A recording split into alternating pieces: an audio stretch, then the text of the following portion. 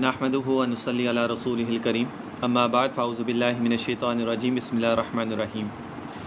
हर जुमेरात को ये मजलिस होती है रात को 12 बजे के करीब पाकिस्तानी टाइम के हिसाब से, ठीक है, जिसके अंदर बयान होता है हदीस में आप लोगों को आप सल्लल्लाहु अलैहि वसल्लम की ज़िंदगी से एक दो हदीसें बयान करता हूँ, और उसके बाद फिर ज़िक्र होता है, फिर उसके बाद दुआ होती है, ठीक है, ज़िक्र के बाद मुराकबा है, फिर उसके बाद दुआ है। ये 3-4 चीज़ें हमारी हर जुमेरात की रात को ये चीज़ें होती हैं। तो इंशाअल्लाह ताला आप लोग जुड़ा करें, अपने फ्रेंड्स एंड फैमिली को भी साथ में जुड़ा करें, इससे बहुत फ़ायदा होता है। अल्लाह ताला के करीब इंसान होता है ज़िक्र अस्कार से, उस तरह की मजालिस में, और गुनाहों से इंसान बचता है। और जो लोग इन गुनाहों से बचते हैं अल्लाह ताला उनके लिए आसानियाँ फरमाते हैं। ये शर्त है इस कामों के लिए। जो लोग भी परेशान हैं वो अपने आप को गुनाहों से जिस दिन बचाना शुरू कर देंगे उनकी परेशानियाँ ख़त्म होना शुरू हो जाएंगी। लेकिन अगर गुनाहों से नहीं बचेंगे तो फिर परेशानियाँ कभी भी ख़त्म नहीं होती हैं। हज़रत अनस रज़ी अल्लाह तआला अन्हु फरमाते हैं, हज़रत अनस रज़ी अल्लाह तआला अन्हु, ठीक है, फरमाते हैं कि आप सल्लल्लाहु अलैहि वसल्लम इल्म और हिकमत के सबसे ज़्यादा जानने वाले थे। इल्म और हिकमत के सबसे ज़्यादा जानने वाले थे, सबसे ज़्यादा मुहतरम, सबसे ज़्यादा मुनसिफ, सबसे ज़्यादा हलीम, बुरदुबार, सबसे ज़्यादा पाक दामन, अफ़ीफ़, और लोगों को सबसे ज़्यादा नफ़ा पहुँचाने वाले थे। मेरे नबी के अंदर ये सारी खुसूसियात थी, ठीक है, कि लोगों के लिए आसानियाँ पैदा करने वाले थे, और सबसे ज़्यादा मुहतरम थे, मुनसिफ थे, हलीम थे, बुरदुबार थे, पाक दामन थे, अफ़ीफ़ थे, सब लोगों को नफ़ा पहुँचाने वाले थे। एक बात। दूसरा, और लोगों की इज़ा रसानी पर सबसे ज़्यादा सब्र व तहम्मुल करने वाले थे। अगर कोई लोग उनको तकलीफ़ पहुँचाते थे तो उस पर सबसे ज़्यादा सब्र व तहम्मुल करने वाले थे। बुखारी व मुस्लिम में सैयदना अनस रज़ी अल्लाह तआला अन्हु रिवायत करते हैं कि आप सल्लल्लाहु अलैहि वसल्लम तमाम लोगों में सबसे ज़्यादा हसीन थे, सबसे ज़्यादा हसीन और फ़याज़ थे। इसकी वजह यह कि आप तमाम इंसानों में सबसे अशरफ थे, तमाम इंसानों में सबसे ज़्यादा अशरफ थे, और आपके मिजाज में सबसे ज़्यादा एतदाल था। और जिसमें यह औसाफ़ हो तो इसका हर फ़िल बेहतरीन अफ़आल का नमूना होता है, जो मेरे नबी के अंदर था। वो तमाम लोगों में हसीन तरीन सूरत वाला होगा, और इसका खुल्क आला तरीन अखलाक का नमूना होगा, यानी उसका जो अखलाक है वो सबसे आला तरीन होगा। हजूर अकरम जुमला जिस्मानी और रूहानी कमालात के जामे और ख़ूबसूरती और नेक सीरती के हामिल थे, यानी हर लिहाज से, और सबसे ज़्यादा करीम, सबसे बढ़कर सखी, और सबसे बढ़कर जूद व सखा वाले थे। हर चीज़ के अंदर मेरे नबी की खुसूसियात बयान की गई हैं, ठीक है ना। अच्छा, हज़रत अबू हुरैरा फरमाते हैं कि मैंने हजूर से ज़्यादा किसी को खूबसूरत नहीं देखा। वो फरमाते हैं कि मैंने अपनी ज़िंदगी में हजूर से ज़्यादा किसी को खूबसूरत नहीं देखा। गोया आपके रुखसार मुबारक में सूरज तैर रहा है, रुखसार ये गालों में ऐसा लगता था जैसे सूरज तैर रहा है। जब आप मुस्कुराते थे तो दीवारों पर इसकी चमक पड़ती थी। जब मेरे नबी मुस्कुराते थे तो दीवारों पर उसकी चमक पड़ती थी। हिंद बिन अबी हाला से रिवायत है कि देखने वालों की नज़र में आप सल्लल्लाहु अलैहि वसल्लम का चेहरा अनवर, अजीम, बुज़ुर्ग और दबदबे वाला था, यानी जिस तरह बुज़ुर्गों के चेहरे होते हैं, रंग साफ़, नूर, ठीक है ना, और दबदबे वाला, नूरानियत से भरा हुआ। तो आप सल्लल्लाहु अलैहि वसल्लम का चेहरा ऐसे ही था, और आप सल्लल्लाहु अलैहि वसल्लम का चेहरा ऐसे चमकता था जैसे 14वीं का चाँद हो। हज़रत अनस ने इरशाद फरमाया कि मैंने कोई अंबर खुशबू का नाम है अंबर, कोई मुश्क और कोई खुशबूदार चीज़ आप सल्लल्लाहु अलैहि वसल्लम की महक से ज़्यादा खुशबूदार हरगिज़ नहीं देखी। यानी मुश्क हो, अंबर हो, ये खुशबुएँ मेरे नबी की खुशबू से आगे कुछ भी मायने नहीं रखती। हालांकि ये बहुत मशहूर खुशबू हैं, और अरबी खुशबुएँ, अरब के लोग इसको बहुत ज़्यादा पसंद करते हैं, ठीक है ना, और महंगी भी बहुत होती है। लेकिन मेरे नबी के जिसमें अतहर से जो खुशबू आती थी उसके आगे अंबर, मुश्क ये कोई मायने नहीं रखती थी। आप जब किसी से मुसाफ़ा फरमाते, यानी आप जब किसी से हाथ वगैरह मिलाते थे मेरे नबी, तो तमाम दिन उस शख्स को मुसाफ़े की खुशबू आती रहती थी, वो खुशबू ख़त्म ही नहीं होती थी। और जब कभी किसी बच्चे के सर पर हाथ रख देते तो वो खुशबू के सबब दूसरे लड़कों को पहचाना जाता। यानी जब आपसे कोई हाथ मिलाता तो वो खुशबू ख़त्म नहीं होती। उसके बाद जब आप सल्लल्लाहु अलैहि वसल्लम किसी के सर के ऊपर, बच्चे के सर के ऊपर हाथ रखते, और अगर वो बच्चा मजमे में जाके खड़ा हो जाता तो वो बच्चा सबसे ज़्यादा अलग नज़र आता उसकी खुशबू की महक से। बस गई फ़िज़ा में निगहते हसन, बस गई निगाह में फ़िज़ा में निगहते हसन, वो जहाँ भी जिधर से गुज़रे हैं, यानी मेरे नबी जहाँ से भी गुज़रे उनकी खुशबू, उनकी जो महक थी वो सब जगह फैल जाती थी। अल्लाह ताला ने आप सल्लल्लाहु अलैहि वसल्लम की ज़ात करीम में मकारिम, अखलाक, महामिद, सिफ़ात और इनकी کثرت و قوت اور عظمت کے لحاظ سے قرآن کریم میں مدح و ثنا فرمائی ہے، اور ارشاد فرمایا۔ اب اللہ تعالیٰ قرآن میں میرے نبی کی مدح فرما رہے ہیں، وہ کیا ہے؟ انک لعلی خلق عظیم، اور بلا شبہ آپ بڑے ہی صاحب اخلاق ہیں، یعنی آپ کا اخلاق سب سے اچھا تھا۔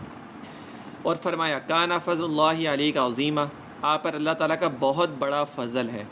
اور خود آپ صلی اللہ علیہ وسلم نے ارشاد فرمایا بعثت لأتمم مکارم الاخلاقی، یعنی مجھے مکارم اخلاق کی تکمیل کے لیے بھیجا گیا ہے۔ اور ایک روایت میں ہے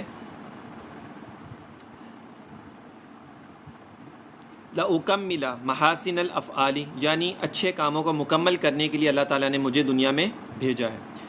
اس سے معلوم ہوا کہ آپ کی ذات اقدس میں تمام محاسن و مکارم اخلاق جمع تھے، اور کیوں نہ ہو جب کہ آپ کا معلم حق تعالیٰ سب کچھ جاننے والا تھا۔ تو جب اللہ تعالیٰ نے اپنے نبی کو دنیا میں بھیجا اور جس مقصد کے لیے بھیجا، تو ظاہر سی بات ہے اس صفات میں پھر آپ صلی اللہ علیہ وسلم کو ہر چیز میں اللہ تعالیٰ نے ہمیشہ اونچا رکھنا تھا۔ اب چاہے وہ آپ کا اخلاق ہو، آپ کی صفات ہوں، مکارم ہو، عفیف ہو، کریم ہو، ٹھیک ہے نا، اور ہر چیز کے اندر اللہ تعالیٰ نے آپ کو اخلاق میں، ہر چیز میں اللہ تعالیٰ نے آپ کو عظمت والا، بلندی والا رکھا۔ اس لیے آپ تمام انبیاء کے جو ہے آپ کو سردار بنایا گیا۔ اور جب معراج کا موقع تھا تو آپ صلی اللہ علیہ وسلم نے مسجد اقصیٰ میں تمام انبیاء کے آگے کھڑے ہو کے پھر جماعت کروائی، اور یہ میسیج یہ دیا کہ آپ صلی اللہ علیہ وسلم تمام انبیاء کے سردار ہیں۔ اب دیکھو آپ صلی اللہ علیہ وسلم نے آگے کھڑے ہو کے نماز پڑھائی، تمام انبیاء نے پیچھے نماز پڑھی۔ اس کا مقصد یہ بتانا تھا کہ آپ صلی اللہ علیہ وسلم تمام انبیاء کے سردار ہیں۔ جو آگے کھڑا ہوتا ہے وہ سردار ہوتا ہے، جو پیچھے کھڑے ہوتے ہیں وہ اس کے مقتدی ہوتے ہیں، یعنی وہ اس سے کم ہوتے ہیں، ٹھیک ہے۔ اسی طرح جب میرے نبی دنیا سے رحلت فرمانے کے قریب تھے، یعنی دنیا سے رخصت ہونے کے قریب تھے، آپ نے اپنی جگہ پر حضرت ابو بکر صدیق رضی اللہ تعالیٰ عنہ کو کھڑا کیا، امامت کے لیے کھڑا کیا، اپنی جگہ پہ کھڑا کیا۔ بترانا مقصد تھا کہ میرے بعد جس کا مرتبہ ہوگا وہ یہ شخص ہے، اور سارے اس کی پیروی کریں گے، ٹھیک ہے نا۔ اسی طرح جیسے معراج میں تھا۔ سیدہ عائشہ سے روایت ہے کہ آپ صلی اللہ علیہ وسلم کے اخلاق کریمہ کے بارے میں آپ سے دریافت کیا گیا کہ آپ صلی اللہ علیہ وسلم کے اخلاق کیا ہیں۔ حضرت عائشہ سے پوچھا گیا تو حضرت اماں عائشہ نے کیا فرمایا؟ کانا خلقہ القرآن، آپ کا اخلاق قرآن ہے۔ اور ایک اور جگہ پہ آپ حضرت عائشہ نے فرمایا تھا کیا تم لوگ قرآن نہیں پڑھتے؟ میرے نبی کا پورا اخلاق قرآن سے بھرا پڑا ہوا ہے۔ اس کے ظاہری معنی یہ ہے کہ جو کچھ قرآن کریم میں اخلاق و صفات محمود مذکور ہیں، آپ ان سب کے متصف ہیں۔ کتاب الشفا میں قاضی ایاز رحمۃ اللہ علیہ مزید ذکر فرماتے ہیں کہ نیز یہ بھی ہے کہ آپ کی خوشنودی قرآن کی خوشنودی کے ساتھ، اور آپ کی ناراضگی قرآن کی ناراضگی کے ساتھ تھی۔ مطلب یہ کہ آپ کی رضا امر الہی کی بجا آوری کے ساتھ تھی، یعنی جو اللہ نے حکم دے دیا آپ صلی اللہ علیہ وسلم نے وہ سارے کام کرنے تھے، اور آپ کی ناراضگی حکم الہی کی خلاف ورزی اور ارتکاب معاصی میں تھی۔ یعنی اگر آپ صلی اللہ علیہ وسلم کسی طرح ناراض ہوتے تھے وہ اللہ کے لیے ہوتے تھے۔ اگر کسی نے شریعت کے اندر کوئی چیز کام کیا، کمی بیشی کی، یا شریعت کے خلاف کوئی کام کیا، یا اس کے اگینسٹ میں کوئی بات کی، تو آپ صلی اللہ علیہ وسلم اس وجہ سے اس انسان سے ناراض ہوتے تھے۔ کبھی بھی اپنی ذات کے لیے اس انسان سے ناراض نہیں ہوئے۔ اگر کسی نے میرے نبی کو ایذا پہنچائی یا میرے نبی کو کسی نے جو ہے تکلیف دی، تو آپ صلی اللہ علیہ وسلم کبھی بھی اس کے اوپر ناراض نہیں ہوتے تھے، چاہے جائے کہ جب تک وہ کوئی شریعت کے اگینسٹ کوئی بات نہ کرے یا دین کے خلاف کوئی بات نہ کرے، ٹھیک ہے نا، تب تک آپ صلی اللہ علیہ وسلم کو نہ غصہ آتا تھا، نہ آپ صلی اللہ علیہ وسلم اس شخص سے ناراض ہوتے تھے۔ اچھا، عوارف المعارف میں مذکور ہے کہ سیدہ عائشہ کی مراد یہ تھی کہ قرآن کریم ہی حضور صلی اللہ علیہ وسلم کا مہذب اخلاق تھا، یعنی کانا خلقہ القرآن کا یہی معنی و مطلب ہے۔ حقیقت واقعہ یہ ہے کہ کسی کا فہم اور کسی کا قیاس آپ صلی اللہ علیہ وسلم کے مقام کی حقیقت اور آپ کے حال کی کنہ عظیم تک نہیں پہنچ سکتا۔ یعنی اگر کوئی انسان سوچنا بھی چاہے نا کہ میرے نبی کا کیا مرتبہ تھا، میرے نبی کا کیا اخلاق تھا، یا میرے نبی کا کیا ایک کہاں تک تھے، تو انسان اس کو سوچ بھی نہیں سکتا، نہ سوچ سکتا ہے نہ وہاں تک پہنچ سکتا ہے۔ میرے نبی کے اخلاق تک یا باقی چیزیں انسان سوچ بھی نہیں سکتا، نہ وہاں تک پہنچ سکتا ہے کہ اللہ تعالیٰ نے ان کو جو ہے وہ کس طرح ساری چیزیں کی تھیں۔ اچھا جی، حضور آخری حدیث پڑھ رہا ہوں، اس کے بعد پھر ذکر کریں گے انشاءاللہ۔ حضور کے صبر، بردباری اور درگزر کرنے کی صفات نبوت کی عظیم ترین صفتوں میں سے ہے۔ حدیث پاک میں کہ آپ صلی اللہ علیہ وسلم نے کبھی بھی اپنے ذاتی معاملے اور مال و دولت کے سلسلے میں کسی سے انتقام نہیں لیا۔ میرے نبی کو اگر کسی نے تکلیف پہنچائی یا کسی نے کوئی نقصان پہنچایا یا ایذا پہنچائی یا کچھ بھی اس طرح، تو میرے نبی نے کبھی بھی اس سے بدلہ نہیں لیا، مگر اس شخص سے جس نے اللہ تعالیٰ کی حلال کردہ چیز کو حرام قرار دیا۔ ایک چیز حلال ہے دین کے اندر اور کوئی شخص اس کو حرام کہتا ہے، یا کوئی چیز شریعت میں حرام ہے اور کوئی شخص اس کو حلال کہے، تو میرے نبی نے پھر اس سے مقابلہ بھی کیا، بدلہ بھی لیا، اس سے ناراضگی کا اظہار بھی کیا۔ تو اس سے اللہ تعالیٰ ہی کے لیے بدلہ لیا، اور حضور کا سب سے زیادہ سخت صبر غزوہ احد میں تھا کہ کفار نے آپ کے ساتھ جنگ و مقابلہ کیا اور آپ کو شدید ترین نج و علم پہنچایا، مگر آپ نے ان پر نہ صرف صبر عفو ہی پر اکتفا فرمایا بلکہ ان پر شفقت و رحمت فرماتے ہوئے ان کو اس ظلم و جہل میں معذور کروانا اور فرمایا۔ یعنی غزوہ احد میں وہ واحد ایک جنگ تھی جس میں آپ صلی اللہ علیہ وسلم کو شدید تکلیف بھی ہوئی، ٹھیک ہے، جس میں آپ کے دندان مبارک بھی شہید ہوئے، ٹھیک ہے، اور آپ صلی اللہ علیہ وسلم نے پھر بھی ان لوگوں کو جو لوگ پکڑے گئے یا جن کے ساتھ یہ جنگ ہوئی ان کو آپ نے کوئی بدلہ نہیں لیا، آپ نے ان کو معاف فرما دیا۔ اس کی وجہ یہ تھی کہ وہ سارے معاملات اپنی ذات کے لیے تھے، اس لیے ہاں اگر وہاں پر شریعت کا کوئی معاملہ ہوتا یا شریعت کا کوئی مسئلہ ہوتا تو آپ سے کبھی بھی ان کے ساتھ کوئی بھی رعایت نہیں کرتے۔ اچھا، اللہم اہدنی اللہم اہدی قومی فانہم لا یعلمون، یعنی اے اللہ میری قوم کو راہ راست پر لا کیونکہ وہ جانتے نہیں ہیں، بلکہ ان کے لیے اور اللہ تعالیٰ نے دعا بھی فرمائی۔ اور ایک اور روایت میں ہے کہ اللہم اغفر لہم، اے اللہ انہیں معاف فرما دے۔ اور جب صحابہ کو بہت شاک گزرا تو کہنے لگے یا رسول اللہ کاش ان پر بد دعا فرماتے، یعنی صحابہ یہ چاہتے تھے کہ آپ سے ان کے اوپر بد دعا فرماتے لیکن پر وہ ہلاک ہو جاتے۔ آپ نے فرمایا کہ میں لعنت کے لیے مبعوث نہیں ہوا ہوں، آپ سے فرمایا کہ میں لعنت کرنے کے لیے دنیا میں نہیں بھیجا گیا ہوں، بلکہ میں حق کی دعوت اور جہان کے لیے رحمت ہو کر مبعوث ہوا ہوں، یعنی میں رحمت للعالمین ہوں، میں لوگوں کے لیے بد دعائیں لعنت اور ان چیز کے لیے میں دنیا میں نہیں آیا ہوں۔ یہ کام کرنا ہوتا تو پھر شاید میں مطلب کہنے کا یہ ہے کہ نہ میں دنیا میں ہوتا، اللہ تعالیٰ مجھے اس کام کے لیے یہاں پر بلاتے ہیں، ٹھیک ہے نا۔ رحمت للعالمین کا مطلب ہی یہ ہوتا ہے کہ جو آپ کا دشمن ہے اس کے اوپر بھی رحمت، جو دشمن نہیں ہے اس کے اوپر بھی رحمت، تمام جہان کے لیے رحمت للعالمین ہے۔ وہاں پر یہ نہیں دیکھا جاتا کہ یہ غریب ہے تو اس کو دھتکار دو، یہ امیر ہے یا مالدار ہے تو اس کو اپنے ساتھ بٹھا لو، ٹھیک ہے۔ یہ اگر اس کے پاس اللہ تعالیٰ نے یہ کوئی سردار ہے تو اس کو اپنے ساتھ بٹھا لو، اور اگر سردار نہیں ہے تو اس کو سائڈ پہ کر دو، ٹھیک ہے نا۔ یہ میری دعوتیں کرتا ہے تو اس کی خوشامدیں کرنا، جو میری دعوت نہیں کرتا تو اس کو سائڈ پہ کر دینا، جس طرح آج کل دنیا میں چلتا ہے۔ میرے نبی نے فرق نہیں کیا کسی بھی چیز کے اندر، میرے نبی نے کسی کے ساتھ بھی فرق نہیں کیا۔ ایک مقصد تھا لا الہ الا اللہ، اس کلمے کو دنیا کے ہر کونے تک پہنچانا، لا الہ الا اللہ، اور اسی مقصد کے لیے اللہ تعالیٰ ہر نبی کو دنیا کے اندر بھیجتا ہے، صرف یہ دو، لا الہ الا اللہ، ٹھیک ہے نا۔ وہ تو آگے کا جو کلمہ ہے محمد رسول اللہ، وہ تو نبی اپنی نبوت کا اعلان کر رہے ہیں کہ میں آخری نبی ہوں، وہ تو بعد کی بات ہے۔ اس سے پہلے جو اصل کام ہوتا ہے دنیا میں انسان کا، نبی کا، ہر کا، وہ یہی میسج کو آگے فارورڈ کرنا ہوتا ہے کہ لا الہ الا اللہ، کہ نہیں ہے کوئی معبود مگر اللہ تعالیٰ جس کی ہم عبادت کرتے ہیں۔ یہ اصل مقصد تھا، اور اسی مقصد کو لے کے آپ صلی اللہ علیہ وسلم دنیا میں آئے اور اسی کو آگے لے کے آپ چلے، اور اسی میں آپ نے ایک جماعت بنائی صحابہ کی، اہل بیت اور سارے، اور وہی سلسلہ آج تک چلا رہا اور یہ قیامت تک اسی طرح چلتا رہے گا۔ اگر وہاں پر آپ صلی اللہ علیہ وسلم بھی جو ہے کوئی آپ کو ایذا تکلیف پہنچاتا اور آپ اس کے لیے بد دعائیں کرتے، آپ اس کے لیے لعنت کرتے، تو سب لوگ ہی پھر تو دنیا میں بچتے ہی کوئی نہیں، پھر تو چند لوگ بچ جاتے ہیں، تو پھر دعوت کہاں ہوتی، کہاں لوگ آگے اسلام قبول کرتے، کہاں دین چلتا، کہاں دین پھیلتا، کچھ بھی نہیں ہوتا۔ تو اس کا اصل مقصد ہی یہ تھا کہ ہر چیز کو، یہی چیز ہمیں امت کے لیے میرے نبی نے سکھائی ہے، پیشنس رکھنا، صبر کرنا، پیشنس رکھنا، ٹھیک ہے۔ کوئی تکلیف دے رہا ہے تو پیشنس رکھو، کوئی آپ کو نقصان پہنچا رہا ہے تو اس کے اوپر صبر کرو۔ میرے نبی نے یہی ہمیں سکھایا۔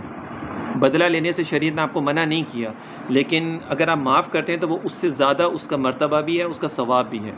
لیکن اگر آپ بدلہ لینا چاہیں تو شریعت آپ کو اجازت دیتی ہے کہ آنکھ کے بدلے آنکھ، ہاتھ کے بدلے ہاتھ، ٹھیک ہے نا، اور جو بھی ہے۔ تو یہ اصل چیز ہے کہ ہمیشہ اپنے نبی کی پیروی کریں، ان کے طریقے پہ چلیں، جو جو چیزیں انہوں نے ہمیں سکھلائی ہیں، بتلائی ہیں، احادیث کے اندر ہے، قرآن کی آیات کے اندر ہے، اس کو ہم سمجھیں، اس کے اوپر عمل کریں، یہ ہمارے لیے سب سے مین چیز ہے۔ اگر ہم ان سب چیزوں سے سائڈ پہ ہو جائیں گے، دور ہٹ جائیں گے، تو پھر شاید ہمارے پاس کچھ بھی نہیں بچے گا، اور یہی چیزیں ہماری آج کل جو ہے نا وہ پریشانی کا سبب ہے، یہی چیزیں ہمارے لیے پریشانی کا سبب ہے۔ آج ہم ہر چیز میں اللہ کی نافرمانی کر رہے ہیں، میرے نبی کی نافرمانی کر رہے ہیں، ہر چیز میں نافرمانیاں ہو رہی ہیں۔ دنیا میں آنے کا مقصد یہ تھا کہ ہم اللہ کے بتائے ہوئے راستے پہ چلیں، ٹھیک ہے نا، اللہ کے احکامات کو پورا کریں، نبی کے طریقے کے اوپر چلیں، لیکن ہم نے ان دونوں راستوں کو چھوڑ کر ہم نے اپنا طریقہ اپنا لیا، اپنی مرضی سے ہم زندگیاں گزاریں۔ دل کرے تو نماز پڑھتے، نہیں دل کرے تو چھوڑ دیتے ہیں، دل کرے تو قرآن کھول لیتے، نہیں کرے تو سال سال تک قرآن ہی نہیں پڑھتے، دل کرے تو ذکر کر لیتے، دل نہ کرے تو کچھ پرواہ نہیں ہے، سارا دن اپنی مرضی سے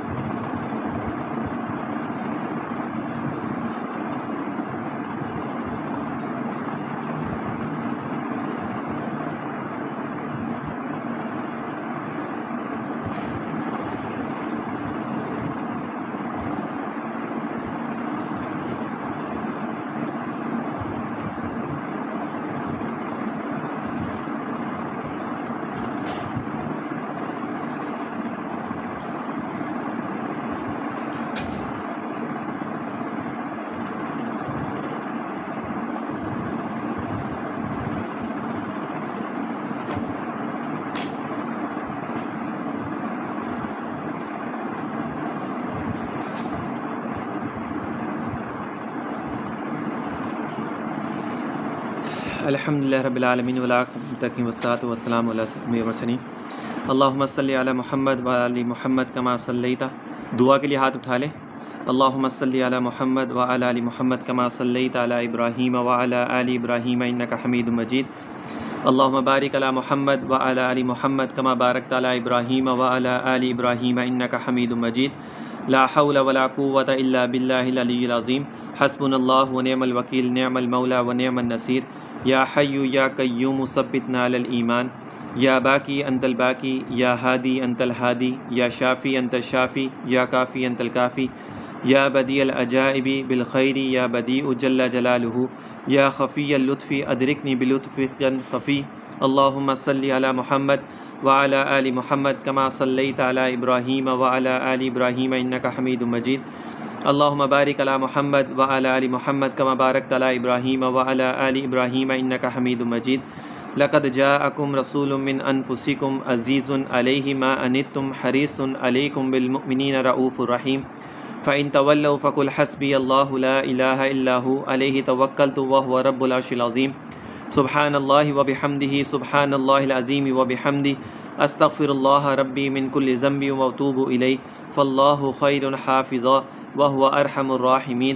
لا الہ الا انت سبحانک انی کنت من الظالمین.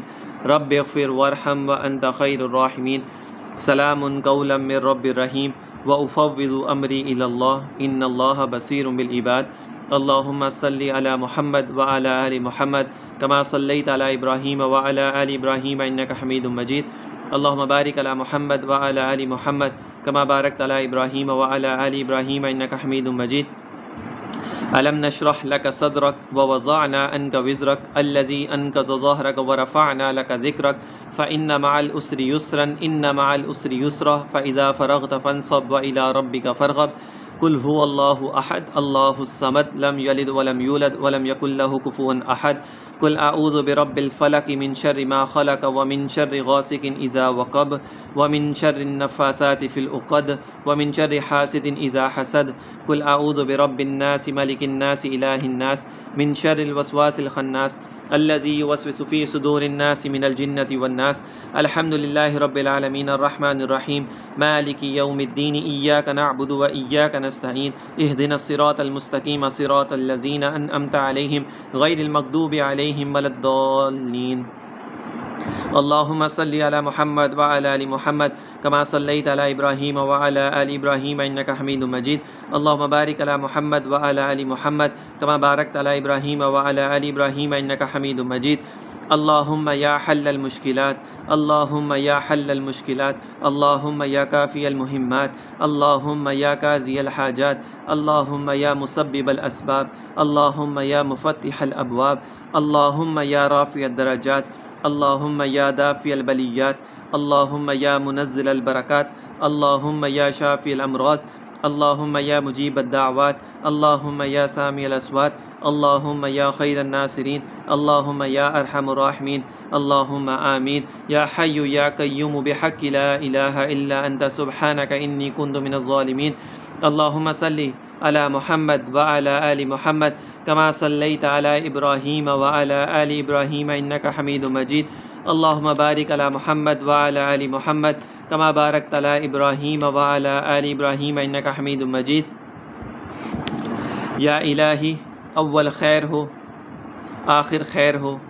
دعائے خیر دعائے حاجات دعائے شفا بیماریاں یا الہی اول خیر ہو آخر خیر ہو باطن خیر ہو ظاہر خیر ہو ایمان کی سلامتی ہو اور ہم سب کا خاتمہ بالخیر ہو. اے میرے رب کریم یہ تو آپ کی بندہ پروری ہے یہ تو آپ کی کرم نوازی ہے. اپنے لاکھوں بندوں سے مخصوص فرمایا اپنی پاک بارگاہ میں بلایا اپنے سے مانگنے کی توفیق عطا فرمائی. میرے مولا ہم تیرا شکر ادا نہیں کر سکتے. اے میرے رب کریم ہماری ناپاک زبانوں پر اپنا اور اپنے حبیب پاک کا پاک ذکر جاری فرما دیا. ہم تیرا شکر ادا کر ہی نہیں سکتے. بن مانگے ہمیں نعمت عظمیٰ عطا فرمائی کہ اپنے پیارے محبوب کی امت میں پیدا فرما دیا ان کے پاک دامن سے وابستہ فرما دیا. میرے مولا ہم تیرا شکر حق ادا کر ہی نہیں سکتے.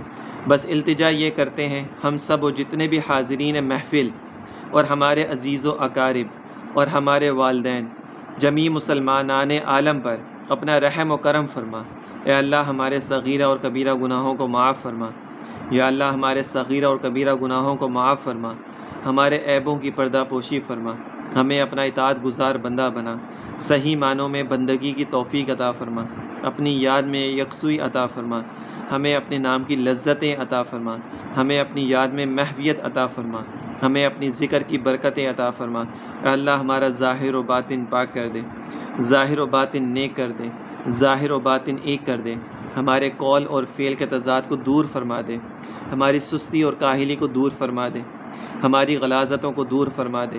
اے اللہ ہمیں نور علی نور فرما دے، اے اللہ ہمیں نور علی نور فرما دے، ہم پہ نظر رحمت فرما دے، ہم پہ نظر کرم فرما دے، آنے والا وقت ہم سب ہی کے لیے خیر و برکت والا بنا دے، ہمیں اپنے پیارے محبوب کا سچا شدائی بنا دے، ہمیں اپنے پیارے محبوب کی صحیح معنوں میں اتباع کرنے کی توفیق عطا فرما دے، ہمیں اپنے چاہنے والے برگزیدہ بندوں کے نقش قدم پہ چلنے کی توفیق عطا فرما، انہی کے صدقے میں ہم سب کی بگڑیوں کو بنا دے، ہماری مشکلات کو آسان فرما دے، ہماری مشکلات کو آسان فرما دے، ہم پہ نظر کرم فرما دے، ہم میں جو بیمار ہیں ان سب کو شفائے عاجلہ صحت کاملہ عطا فرما، ہم میں جو بیمار ہیں ان سب کو شفائے عاجلہ صحت کاملہ عطا فرما، جو بے روزگار ہیں ان کو برسر روزگار فرما دے، اور جو برسر روزگار ہیں ان کی روزی میں خیر و برکت عطا فرما، اور جو بے اولاد ہیں ان کو صاحب اولاد بنا دے، اور جو صاحب اولاد ہیں ان کو اولادوں کو نیک اور صالح بنا دے۔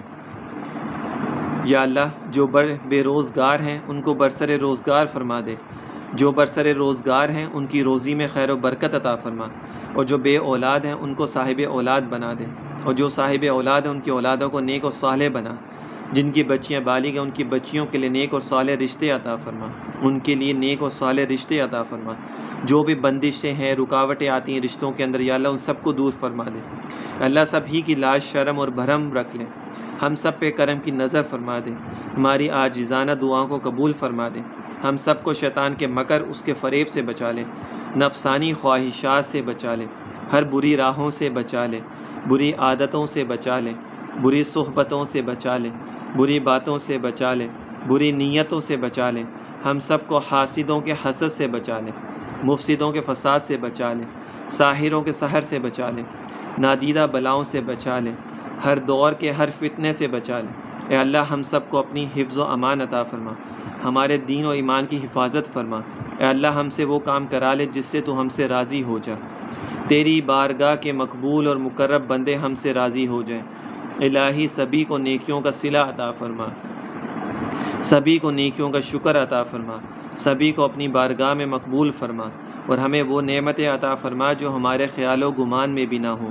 یا اللہ ہم یہاں سے اٹھنے بھی نہ پائیں اور تو ہماری دعاؤں کو قبول فرما لے۔